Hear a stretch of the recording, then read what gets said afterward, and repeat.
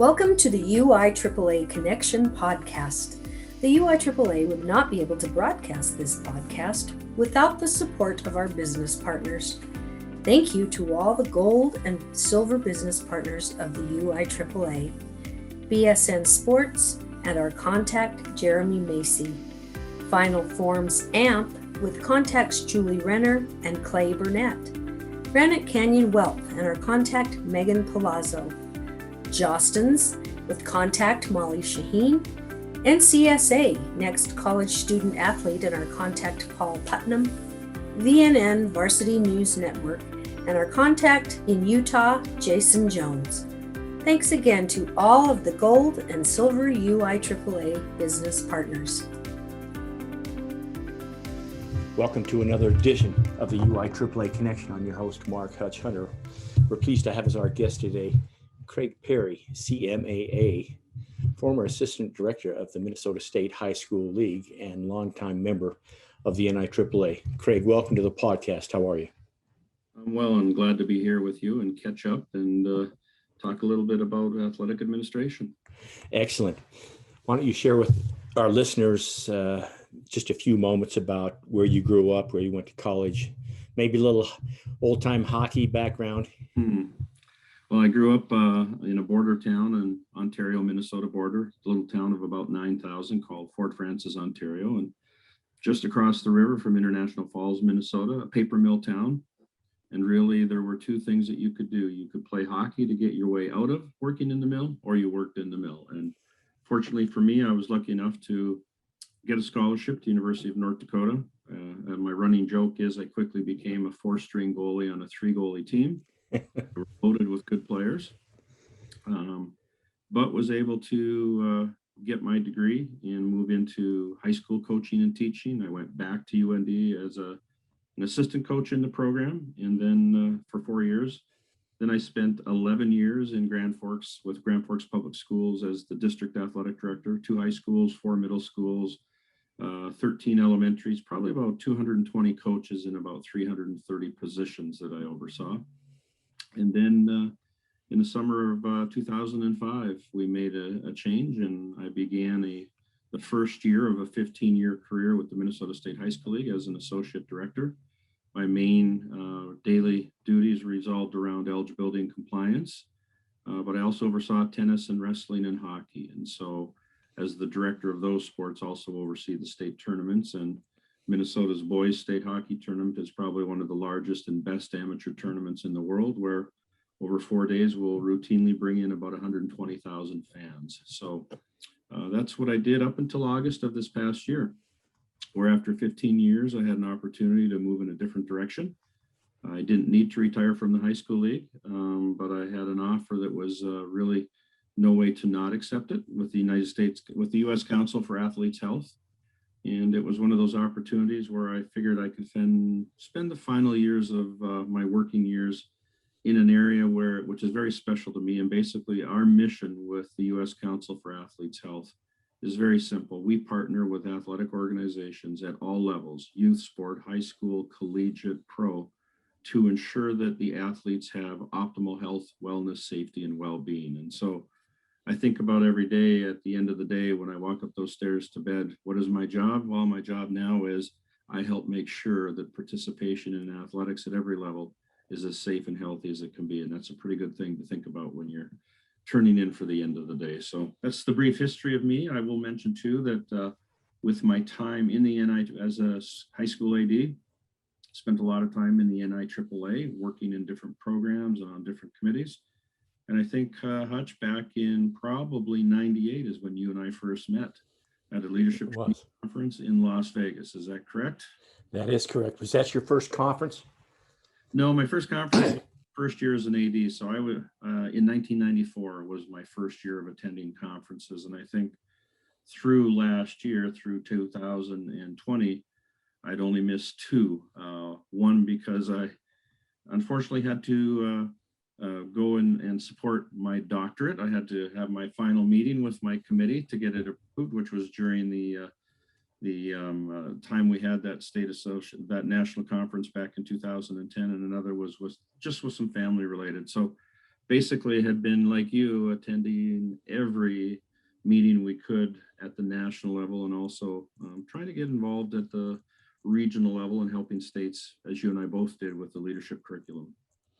Well, let's talk for a moment about that 1998 meeting between the two of us, because obviously it's special to you and I, but explain it from your point of view. We're in a class, I think it's LTC 503, and I'll bet there's maybe 120 people in there.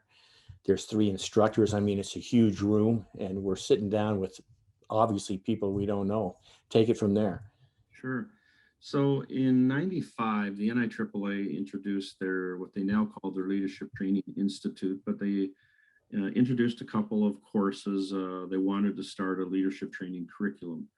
And I was new. I was very young as a young AD back in 1994. I was 30 years old as an AD, and I came from the coaching world, and I wanted to learn as much as I could. So every opportunity for professional development, I took advantage of that. And then in Las Vegas in 98, it was a huge class, a round table. And I always would, whenever I was later on teaching courses or taking the courses, if I was sitting at a table as everybody introduced themselves, I would make sure that I wrote their name down and where they were from and whatever other personal information they gave us as they introduced themselves. And the funny thing is, on a shelf in my office, I still have that binder, Hutch, the curriculum with the seating chart of that round table and you sitting across from me. So tucked inside the flap is the first connection that you and I had, which led obviously to this great friendship, and also the opportunity to teach together and to create curriculum together,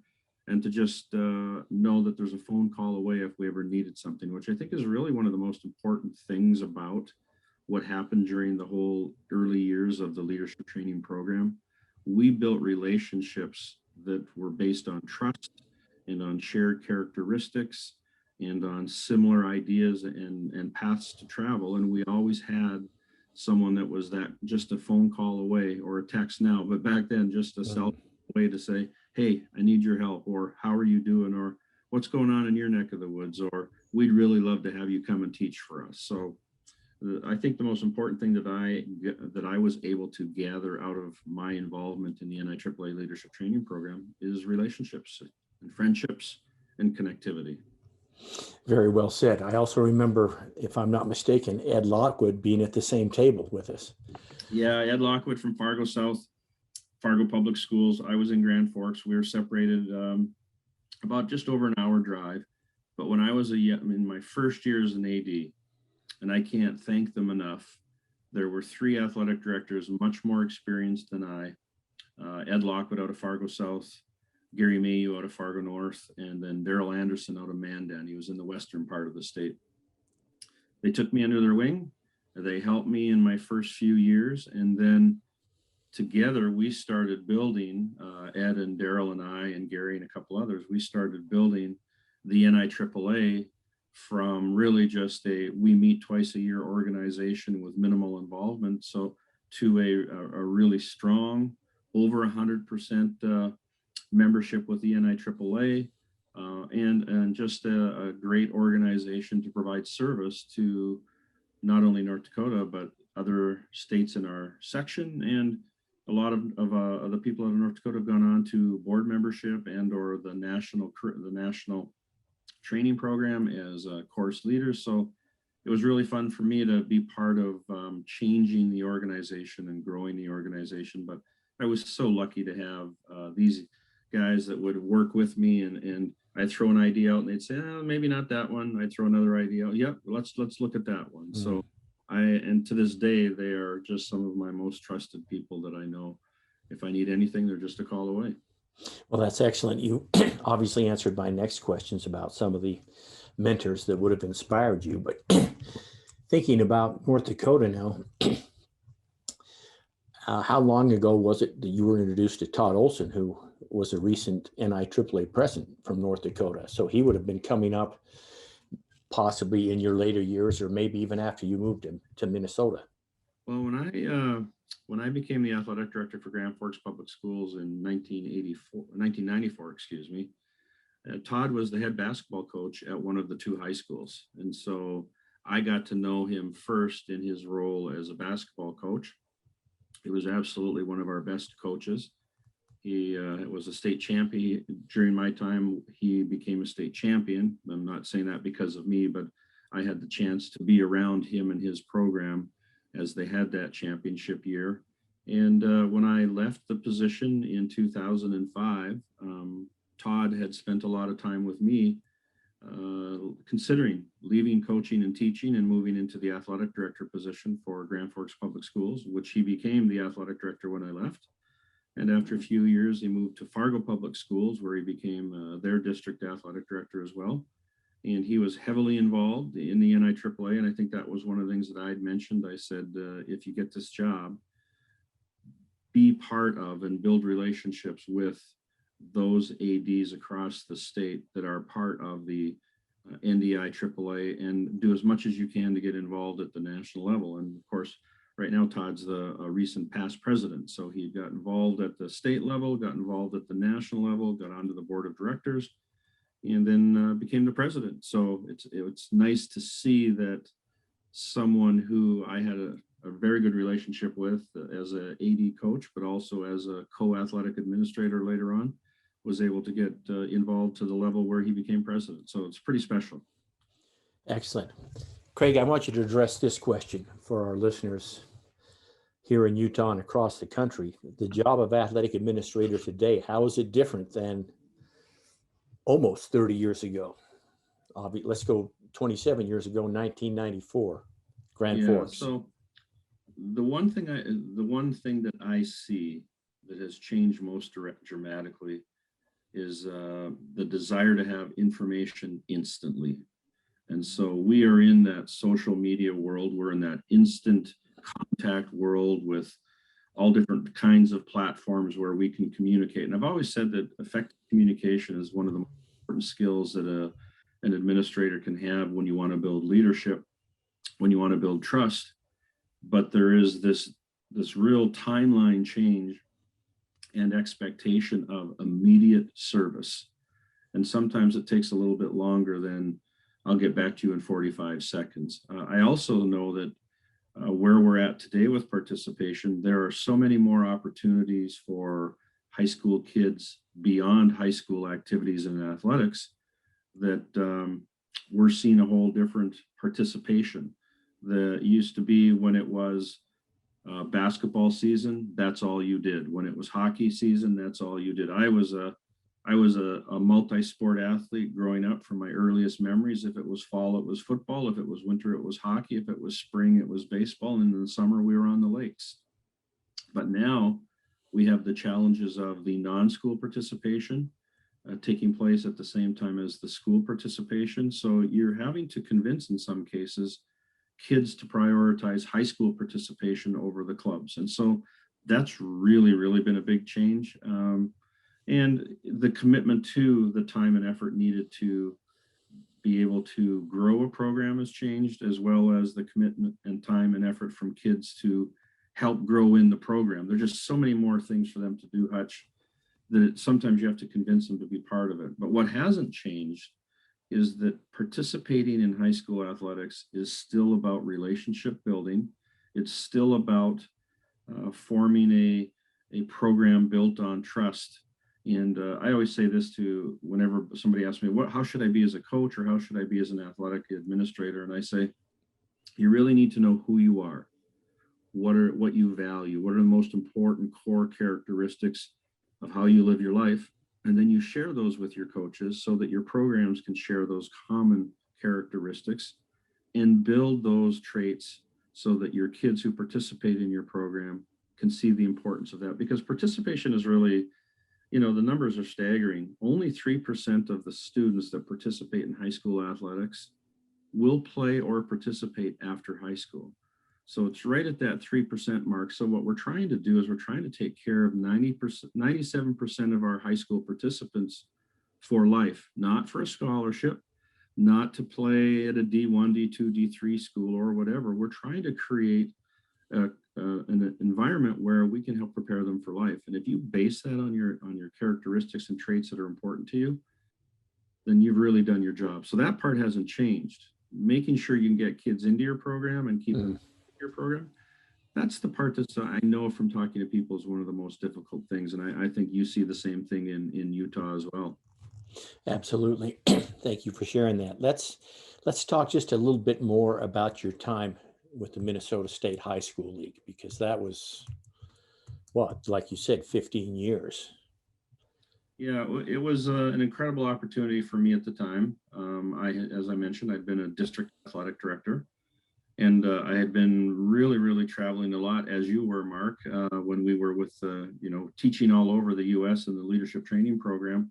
Really got to become good friends with a number of people in Minnesota who also were involved actively at the national level.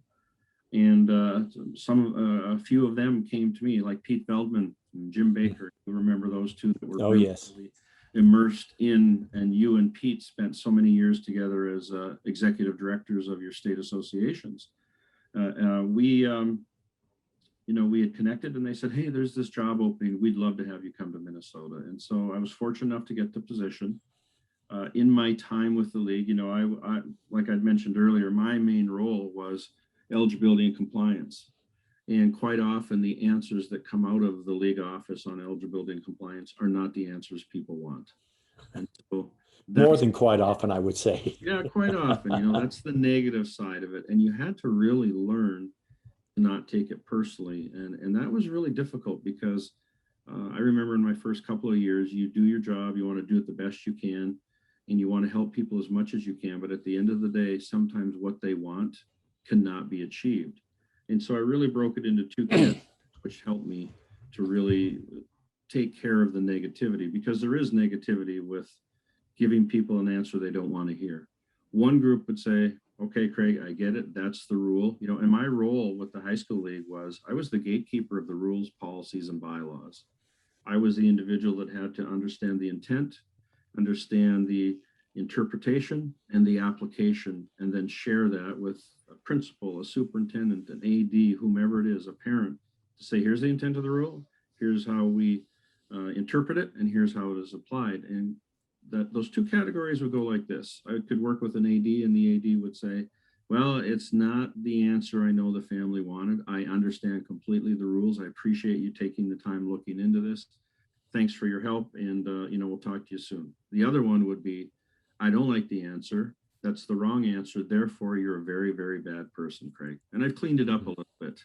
And so yeah, I'm sure you had to learn to not take it personally. However, there are a number of people that would personify the decision and say the evil Craig Perry or the evil high school league doesn't want us to participate, which wasn't the case. I just had to say, my role was, here are the rules, here's how you apply them. So, for me, though, the whole compliance and eligibility piece was about service. How can we help schools get kids eligible? How can we get participants eligible? What can we do to educate them? And so that was the flip I took on it. Instead of it just being about compliance, I tried to make compliance and eligibility about service. How can we best help you to grow your programs and to make sure that your programs follow the rules, policies, and bylaws? Because as you know, Mark, there's an incredible turnover rate right now in athletic directors, and we've seen it over the last decade. We believe we're seeing about 25 to 30% turnover rate in Minnesota, so on almost an annual basis. So when you have 500 plus member schools, you've got a lot of new ADs every year. And so whether you're brand new, you've been in the job for 20 days, or you're an athletic director that's been in the position for 20 years, there are still rules and policies and bylaws you don't understand. And so that was my role. How can I best serve them to make their jobs easier every day? What can I take off their plate? How can I work with them? And then help them just be able to help their kids and grow their programs. The most important side, so that was compliance and eligibility. For me, the public display of what we really did were the state tournaments. And I happened to have, with state hockey, the cherry on the top, because it is what Minnesota is known as. Iowa and Indiana are to basketball, and Texas was and is to football. Minnesota is to hockey. And it was very special for me to be able to have that and work with that team to make sure we provided the absolute best experience, regardless of the scoreboard, every time a team came into the tournaments in whatever sport, when I spoke to the kids or the coaches, I would say, I want you to remember getting to state is going to be a memory for the rest of your life. And the scoreboard matters. I get it. But when you're all said and done, regardless of the scoreboard, I want you to remember you've had the best experience you could in your high school life when you came to our state tournaments. And so that was really what we tried to do. Let's create the best impression we can. So we give them that positive lifelong memory. And I think when you look at that, and you've been involved, especially now with your grandchildren that are participating in state tournaments and at the state championship level, you understand how important that is, because kids won't remember. Most of the kids won't remember the score. They won't remember the statistics, but they will remember the bus ride to the XL Energy Center. They will remember when they walked into the arena where the Minnesota Wild play. They will remember when they sat on that team bench. They will remember what it was like to skate on the ice with 20,000 fans in the building. And regardless of the scoreboard, they'll have that memory for the rest of their life. And in every sport that I was overseeing and directing, tennis and wrestling, same kind of thing. Whether it's 500 people or it's 2,000 people or it's 20,000 people watching you, make it this championship experience. And so that was one of my goals. And I'm pretty proud of our tournament teams because I think we accomplished that. Yeah, well said. I smile a little bit when you talk about the compliance and the Evil Craig Perry and the Evil High School Association, because I don't hear the Craig Perry, but I hear the same thing here in Utah. It's got to be the same in every state, because there's got to be universal. Yep. There's got to be some protocol. There's got to be some standard for the well-being of the kids. So it's just not this renegade program. So I appreciate you sharing that. Let's go back and talk a little bit about, maybe the 10 years when we really got to see each other at the coordinators conference every September before you took the Minnesota job, and the successes you had in building the leadership training in North Dakota. Well, again, I was fortunate to be part of a core group of guys that I kind of had a vision. I went to my first annual ADs. We'd meet twice a year, but we had our big annual meeting always in the fall out in Bismarck, North Dakota. And it was a business meeting. And I remember in the fall of 94, we all traveled out together, all the ADs that I'd mentioned earlier. There were 6 of us from the east that were going to the west to Bismarck for this day of meetings. And we would always travel together. And I got to the meeting and I thought, there's got to be more than talking about how much money is in the bank account and what proposals are going to be coming before the board of directors. And I was really thinking more along the lines of professional development, which, as you know, was right about the time of the NIAAA focusing on leadership and building their entire curriculum from one course. Now, geez, what is it, Mark? Is it 50 some courses? It's 51 or 52, including the international. Yeah, and so I got involved. As I mentioned, when I was, and the whole way that the national training was set up which is a great model, and it's unbelievable that it's built on volunteerism still to this day. But courses would be written in topics in different categories of athletic administration by a number of people across the nation. And then the goal was, once you take the course, have the train, then take the instructor's course, and then teach this curriculum as much as you can within your state. And that's what we did. Ed Lockwood and I became the 2 that were really on the front of the leadership training program. We had a few others that really helped us, but we would go anywhere at any time to teach in North Dakota. Whether you had 3 people or 30, we would go and present a course for you.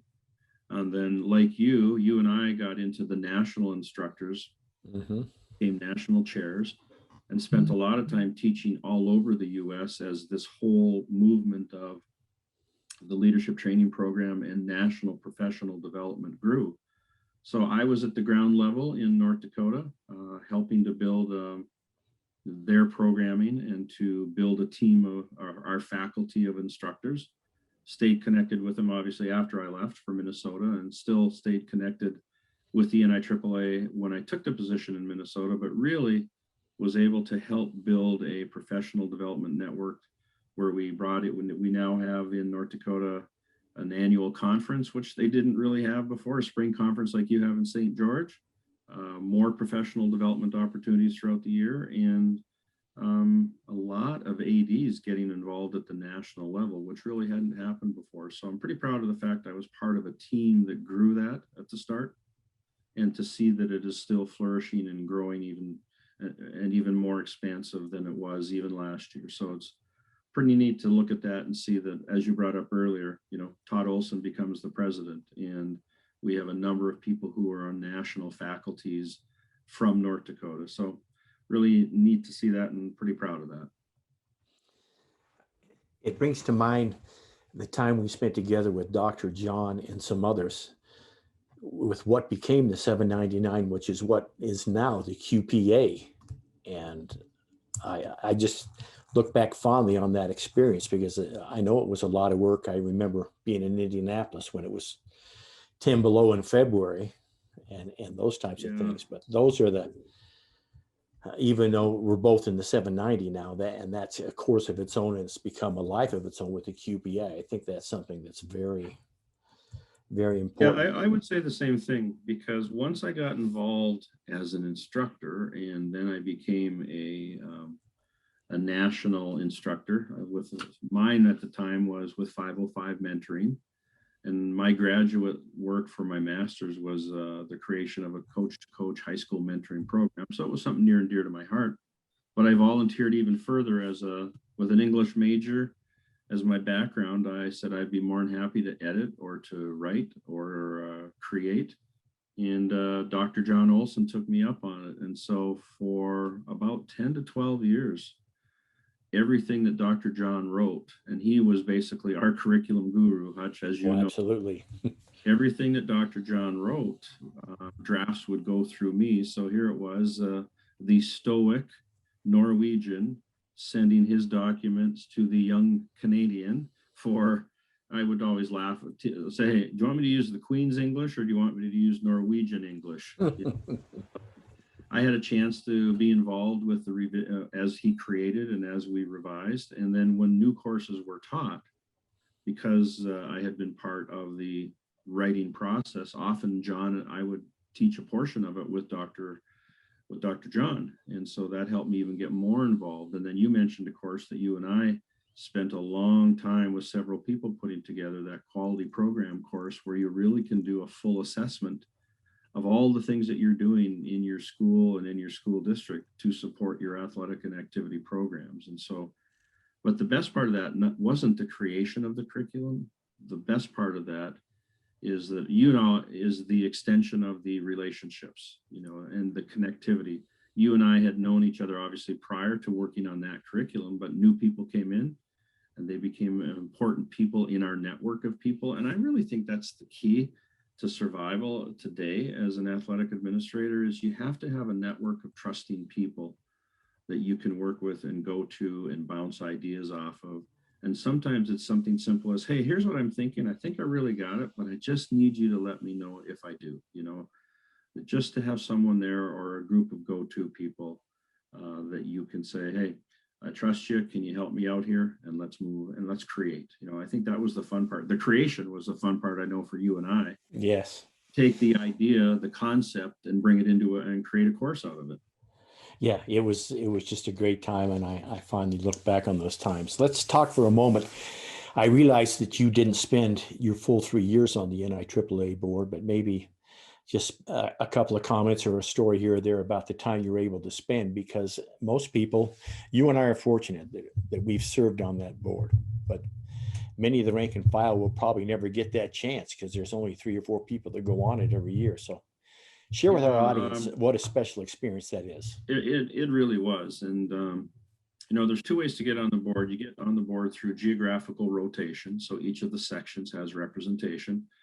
And so at that time, I was still in Section 5, North Dakota, South Dakota, Minnesota, Missouri, Kansas, Nebraska, that's our group. So you had a geographical rotation. But as you and I both did, we both ran as an at-large. And I was fortunate enough, we were against Section 5 against Section 4, and the national conference was in Indianapolis, which was their home section.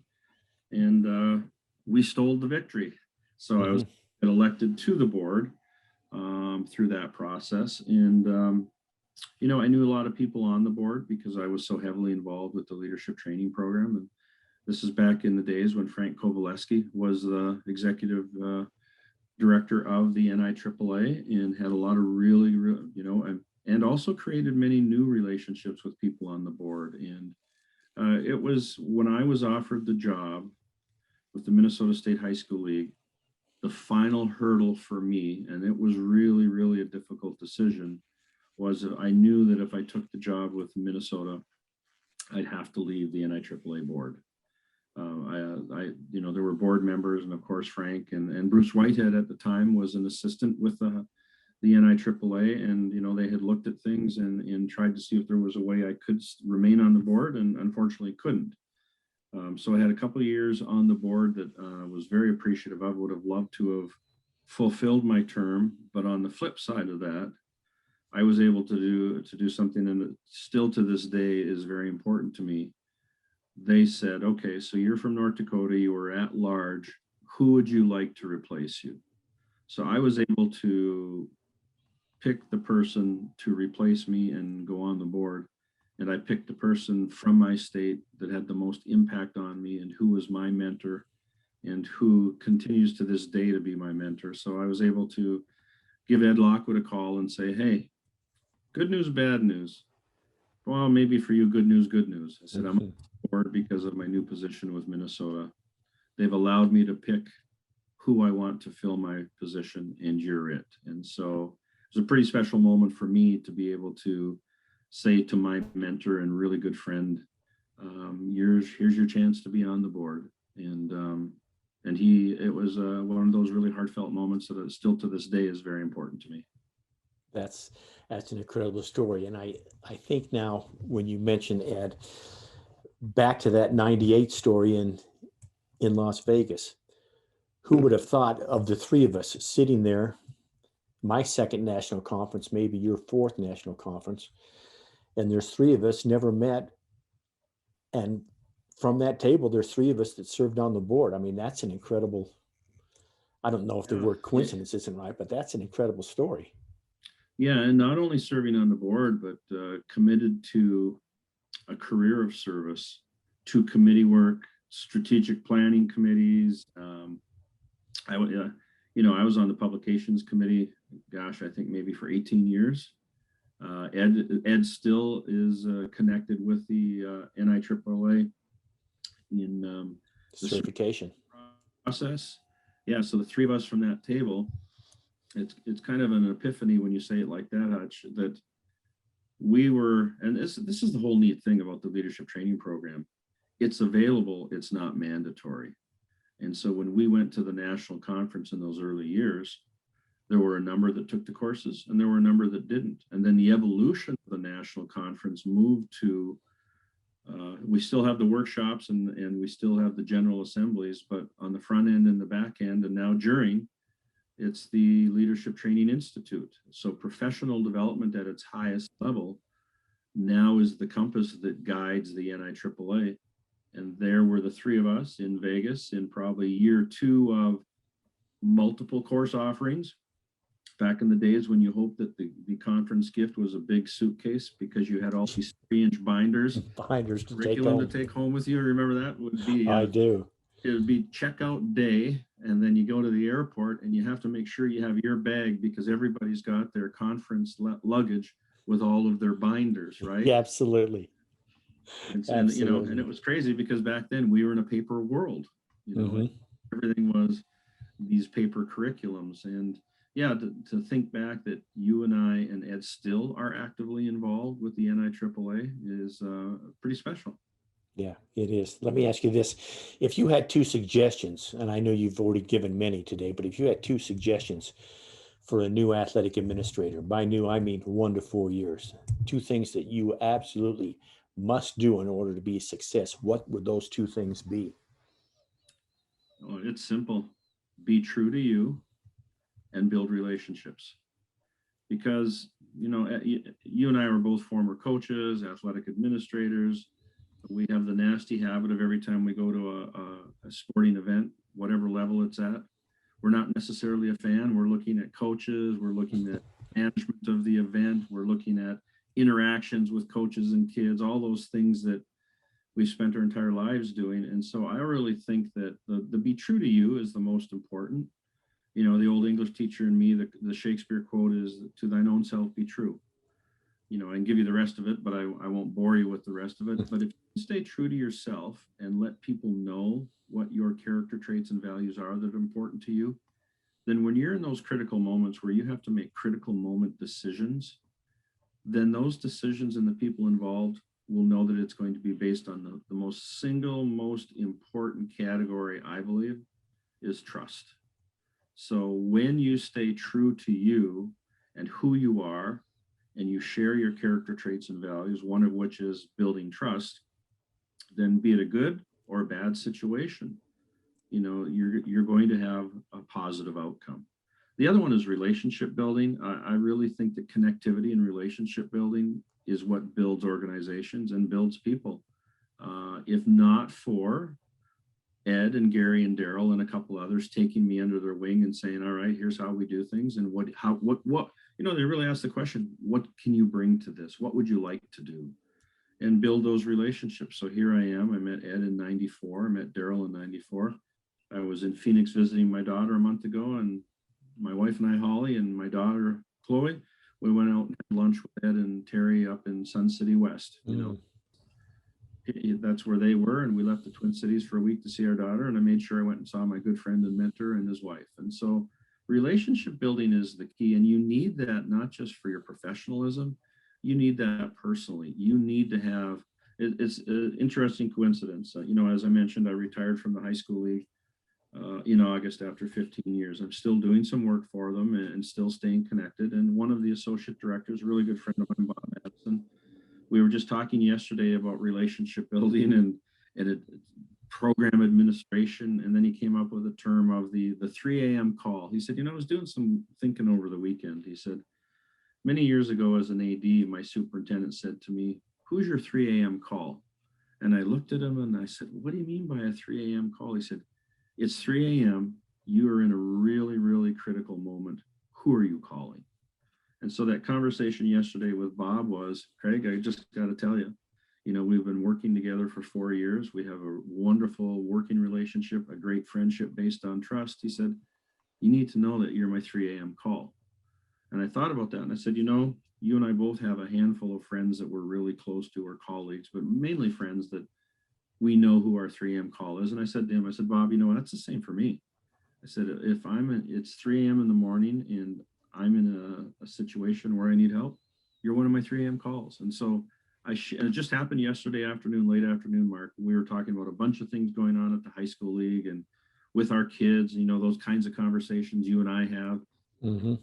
And I thought, you know, it's really fitting that we are talking today. So maybe that's the way to think about it, is that relationship building, and you're not going to have a lot of people that you identify as your 3 a.m. call, but those people who are your 3 a.m. call, that relationship is unconditional.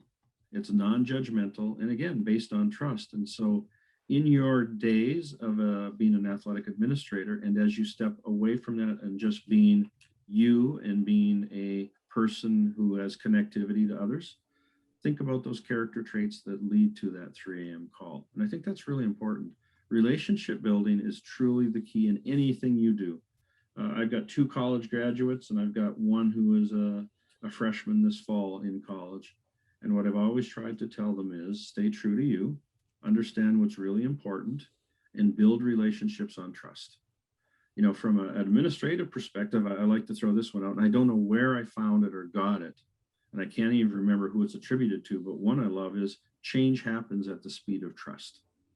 And so when you're in administration and when you're working with coaches, and you got to sit down with a coach and say, you know, a couple of areas we want to work on. Nothing happens unless, from a change perspective, without trust. So change happens at the speed of trust is one that I really like to use as well. You know, I've said, build relationships, be true to yourself and understand what is important to you. And then change is built at the speed of trust. When we have trust, then we're going to have good things happen. Very well said. Let's finish up with this final question. What question should I have asked you that I failed to ask? Oh gosh. I don't know. That's a tough one. I know that you told me you'd be asking me that one at the end of this. Yeah, I'd like to claim that as my own, but I stole it from Dan Rather.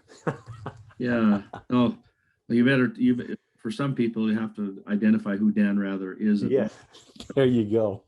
For me, you know what? Maybe I looked at the list of questions you sent me ahead of time, but the probably I would look at the most important people in my life is a question. Who shaped me? And I had a Scottish grandmother that tried to teach me at a very young age what it meant to be a gentleman and what it meant to be a student. She was a former teacher.